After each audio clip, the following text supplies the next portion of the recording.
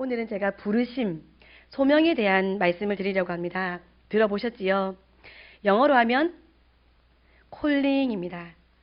당신의 소명이 무엇입니까? 하고 물으면 저는 나중에 이런 사람이 되어서 하나님께 영광을 돌리고 싶습니다. 이렇게 자기 소명을 말씀하시는 분들이 많이 계십니다. 신학대학원 면접 때 당신의 소명은 무엇입니까? 하고 질문하시면 신학대학원을 잘 마쳐서 훌륭한 목회자가 되어 하나님의 영광을 나타내고 싶습니다.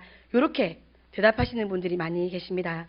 만약에 소명이 이렇게 나중에 혹은 어떤 과정을 거친 후에야 할 수 있는 일이라면 지금 무언가를 갖추지 못하고 훈련받지 못한 나는 소명이 없는 삶을 사는 것일까요?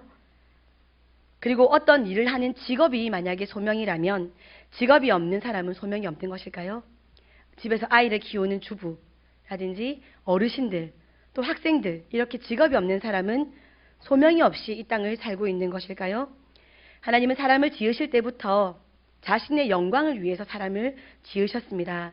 그분께 영광을 돌리는 것이 우리의 사명인데 우리가 어떤 과정을 지난 후에야만 어떤 학업을 마쳐야만 어떤 직업을 가진 사람이 되어야만 하나님께서 영광을 받으신다는 것은 좀 이상합니다. 목표한 일을 이루지 못한 사람은 하나님께 평생의 영광을 돌리지 못한다는 말이 되기 때문입니다. 무언가 부족한 부분이 있는 것 같습니다. 지금 나의 이 모습은 하나님께서 지금 나를 이렇게 부르셨기 때문에 가능한 것입니다. 그냥 그렇게 무의미하게 존재하는 것은 없습니다. 하나님이 부르셨기 때문에 존재합니다. 부르셨다. 콜링입니다. 소명입니다. 오늘 저를 부르신 하나님의 뜻에 충성하여 사는 것이 제가 해야 할 일입니다.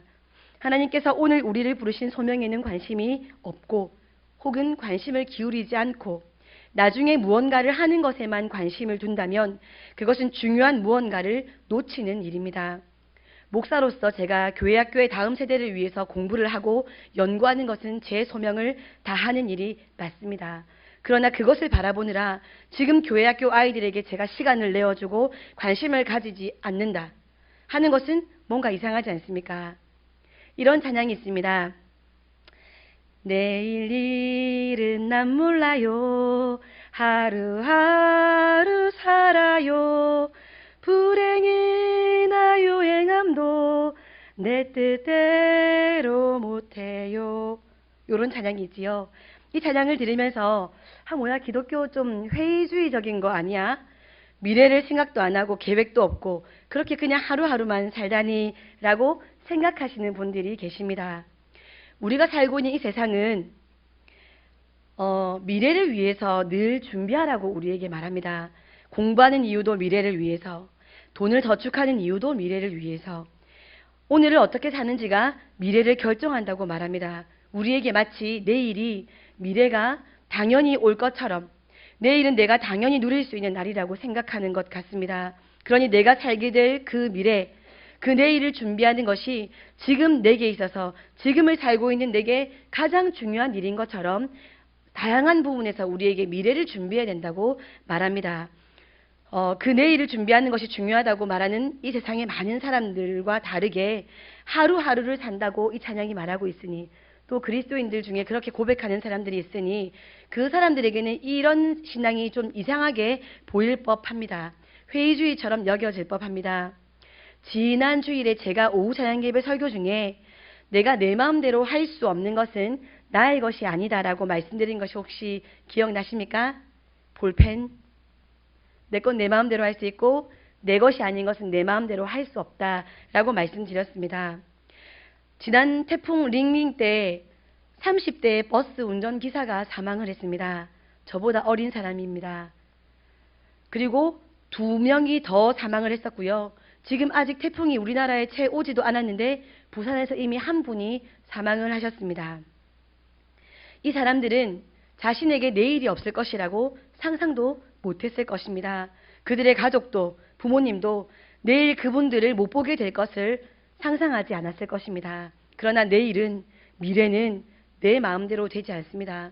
내일이나 미래가 내 것이라면 내 마음대로 할 수 있겠지만 내 마음대로 되지 않는 것을 볼 때 내일과 미래는 내 것이 아닙니다. 5분 후에 아니 당장 1분 후에도 어떤 일이 일어날지 우리는 전혀 알지 못합니다.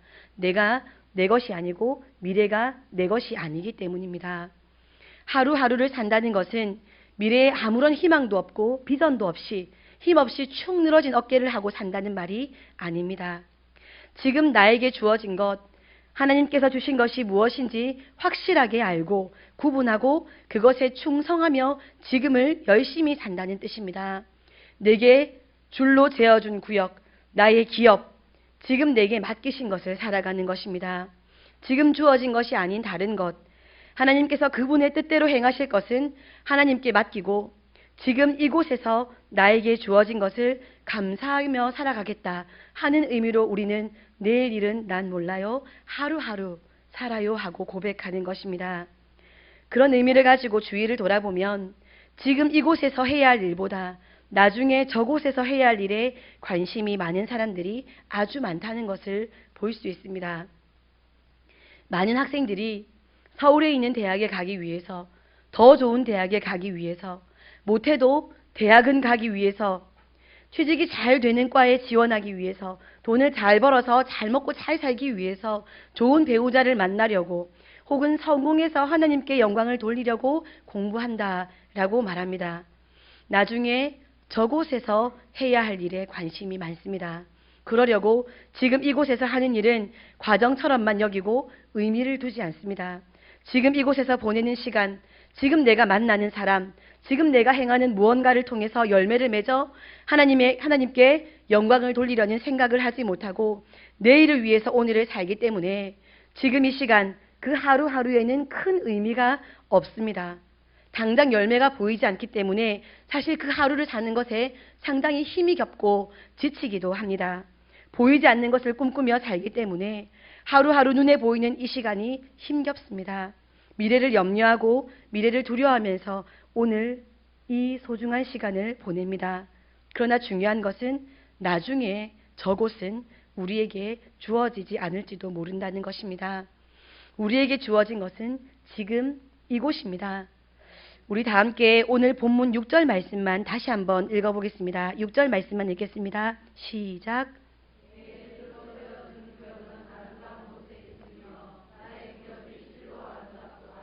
아멘.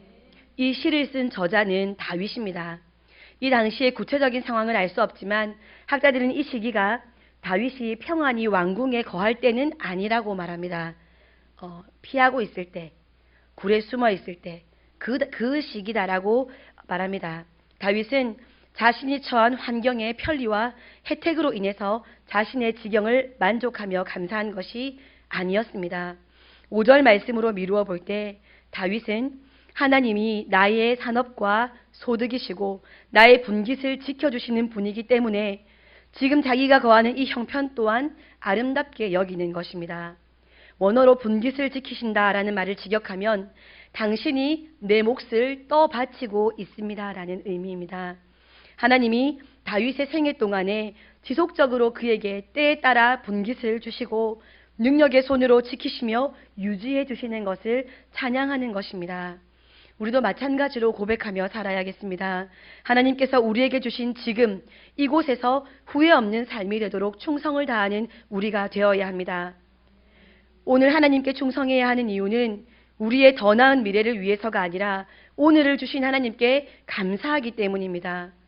그런 충성스러움으로 지금 공부하고 지금 일을 하고 지금 사랑하고 지금 헌신하고 지금을 살아간다면 혹 우리에게 미래가 주어질 때 그 사람은 그 미래 역시 충성스러운 오늘로 살게 됩니다. 가나안 땅을 차지하게 하신 후에 하나님은 각 지파의 경계를 분명히 알려주셨습니다. 아주 구체적으로 말씀하셨습니다. 이스라엘 민족은 이 경계를 지키며 살았습니다. 아들이 없는 가정은 사람의 숫자에도 치지 않았던 딸, 여성에게 그 경계를 물려줄 만큼 그 경계를 잃어버리는 것은 있을 수 없는 일이었습니다. 그래서 이스라엘에 희년이 있고 안식년이 있었던 것입니다. 생계로 인해서 불가피하게 땅을 팔았어도 희년 때 다시 그 땅을 회복시키는 것, 내게 맡기신 경계를 지키며 사는 것, 그것을 꼭 지키며 살았습니다. 하나님은 이스라엘에게 눈에 보이는 땅을 지경으로 주셨고 하나님 나라의 제사장이라는 그 자격을 그들에게 지경으로 주셨습니다. 불러주시고 맡겨주신 지경 안에서 하나님의 뜻을 이루며 사는 것이 소명입니다.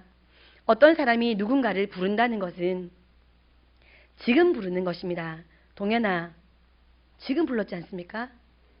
50분 되면 알지? 하고 지금 해야 할 것을 제가 말하는 것입니다. 누군가를 부른다는 것은 지금 부르는 것입니다.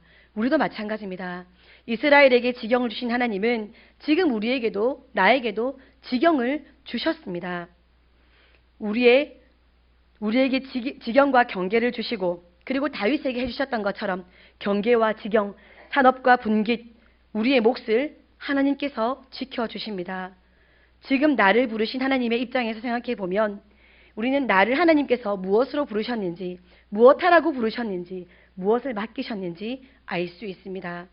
지금 하나님은 저를 목사로 부르셨고 한 남편의 아내로 부르셨고 세 아이의 어머니로 부르셨고 친정어머니의 딸로 부르셨고 시어머니의 하나뿐인 며느리로 부르셨고 그리고 언니들의 동생으로 부르셨습니다.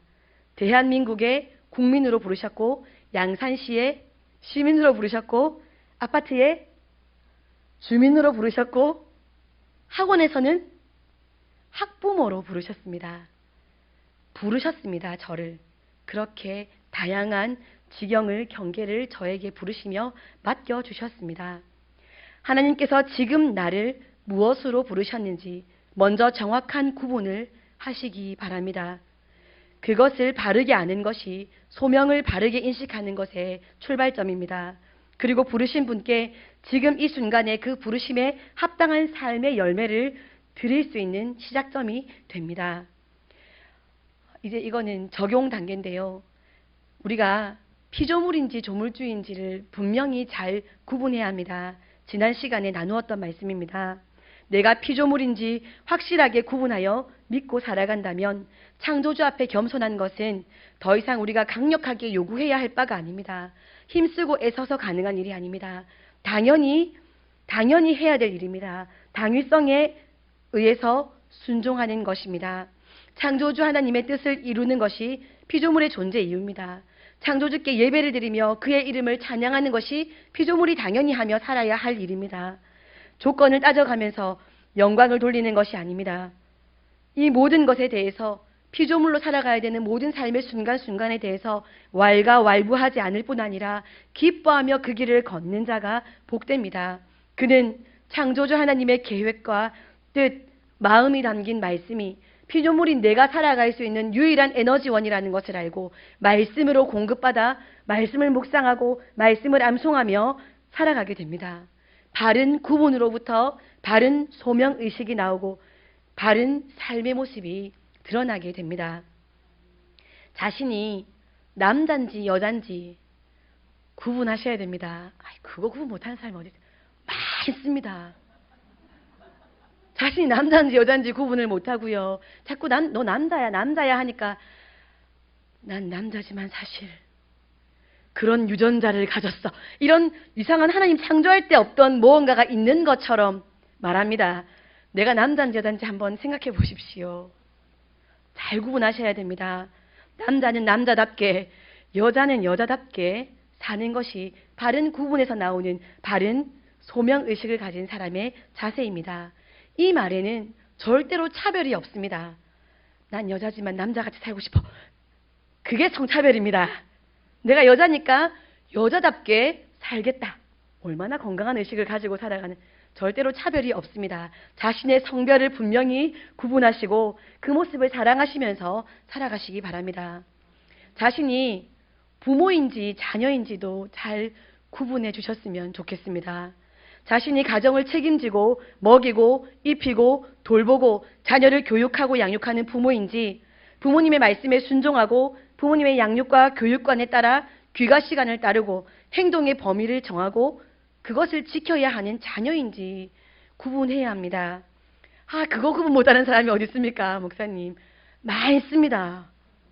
우리 성도님들은 되게 건강하게 사시기 때문에 설마 하시겠지만 부모로 부름을 받았으면서도 나도 내 삶이 있다고, 나도 인권이 있다고 하면서 난 직장에 매이기 싫어. 나에게 맞지 않아. 그렇게 자기 욕구대로 살면서 가족을 먹이고 입히고 재우는 기본적인 공급을 하지 않는 무책임한 부모님이 있습니다. 하나님께서 나의 자녀를, 하나님의 기업을 나에게 맡겨주셨는데 학교, 학원, 세상, 친구들에게 아이들을 맡겨두고 나는 그것 하라고 돈 벌잖아, 돈 대주고 있잖아 하면서 내가 해야 할 일을 다 한 것처럼 생각하는 부모님들도 많습니다. 부모이면서 자녀와 동대동처럼 성숙된 성인답게 더 너그럽고 더 따뜻하게 자녀를 이해하며 받아들여 주지 못하고 싸우고, 똑같이 아이와 싸우고, 또 훈육이 아니라 때리고 감정대로 행동하는 부모님들이 많습니다. 당연히 되는 것이 아닙니다. 나는 부모다. 하나님께서 지금 나에게 맡기신 소명이다. 라는 결단과 말씀으로부터 공급받는 에너지가 없으면 감당이 되기 어렵습니다. 반대로 내가 자녀라면 내가 성인이 되기 이전까지 부모님의 양육과 교육을 따라야 합니다. 부모님을 내가 벗어나야 할 권위의 대상으로 여기면서 부모님을 거절하는 자세를 가지면 이후에 훌륭한 부모님이 되지 못할 가능성이 많습니다. 왜냐하면 부모라는 이름에 대해 부정적인 시각을 가지고 있기 때문에 난 결혼하지 않을 거야. 난 자녀 낳지 않을 거야. 그렇게 이어질 수 있는 가능성이 많습니다. 부모님의 말씀과 뜻에 순종하는 것을, 우리 부모님은 엄청 훌륭한 부모님이니까, 우리 부모님은 돈 많이 버시니까, 많이 배우셨으니까, 그래서가 아니라 우리 부모님은 하나님이 나를 맡겨주신, 나를 양육하고 교육해 주셔야 되실 책임자이기 때문에 하나님께 나는 지금 자녀라는 이름으로 부르심을 받았기 때문에 라는 의식을 가지고, 바른 소명의식을 가지고 행하는 자녀는 자라서도 분명히 훌륭한 부모가 될 수 있을 것입니다. 자신이 기혼인지 미혼인지도 한번 구분해 보시기 바랍니다. 결혼했는지 남편이 있는지 아내가 있는지 한번 생각해 봐 주셨으면 좋겠습니다. 잠언 5장 15절에서 18절까지 말씀을 보시면 너는 내 우물에서 물을 마시며 내 샘에서 흐르는 물을 마시라. 어찌하여 내 샘물을 집 밖으로 넘치게 하며 내 도랑물을 거리로 흘러가게 하겠느냐. 그 물이 내게만 있게 하고 타인과 더불어 그것을 나누지 말라. 내 샘으로 복되게 하라. 내가 젊어서 취한 아내를 즐거워하라. 해서요. 그의 품을 항상 족하게 여기라. 그의 사랑을 항상 연모하라. 라고 말씀하십니다. 더 설명할 것도 없지요. 젊어서 취한 아내는 분명히 젊었을 때는 사랑스러운 암사슴 같았고 아름다운 암노루 같았습니다. 나이가 들면서 물론 그 외모가 사랑스러운 암사슴 같고 아름다운 암노루 같지 않을 수 있다는 것은 충분히 동의합니다. 하지만 하나님은 말씀하십니다. 너는 그의 품을 항상 족하게 여기라. 그의 사랑을 항상 연모해라. 결혼한 지 20년, 30년, 40년 지났어도 그렇게 해라 라고 하나님은 말씀하십니다. 세상 이론은 그렇게 말하지 않지요. 세상 이론은 뭐라고 말합니까? 남자에게는 20대만 여자다. 그래서 10대 아이들도 20대를 여자로 느낀다. 20대에 우리는 20대의 여자와 결혼했고 30대, 40대에도 우리는 20대만 여자 같다. 이렇게 뇌를 보니 그렇더라. 책 보니 그렇더라. 조사해 보니 그렇더라. 이렇게 하면서 얘기를 하고 있지만 하나님은 그렇게 말씀하시죠. 항상 젊어서 취한 아내를 그의 품을 만족하라고 말씀하십니다. 우리가 기혼자이면서도 미혼인 것처럼 이성을 바라보고 관계를 만들어 가는 것은 하나님께서 세우신 가정을 무너뜨리는 행동입니다. 가정이 무너지면 다음 세대도 무너집니다. 하나님께서 부르신 그 부름 앞에 불충한 우리가 되지 않기를 소원합니다.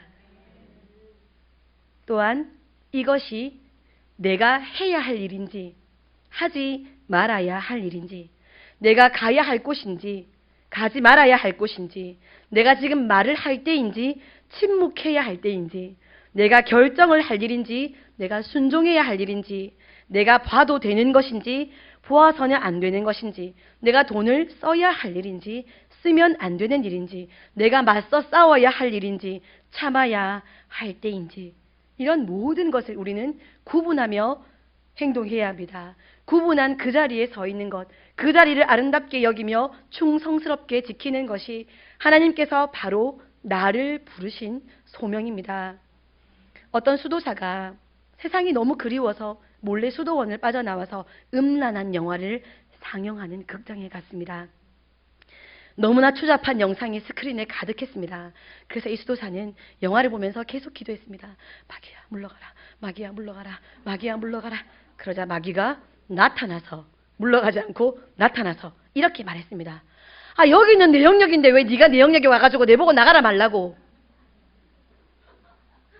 그런 곳에 가서 믿음으로 이기려고 하지 말고 그런 장소에 가지 않는 것이 현명한 것입니다.